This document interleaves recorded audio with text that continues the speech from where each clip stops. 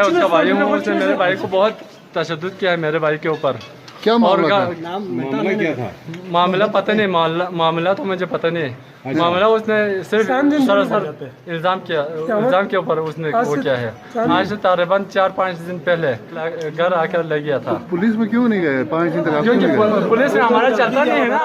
उसने धक्के हुआ था। थाना भी हमारा है, किधर जाएगा हम देखेगा। ये कौन से थाने में जाएगा।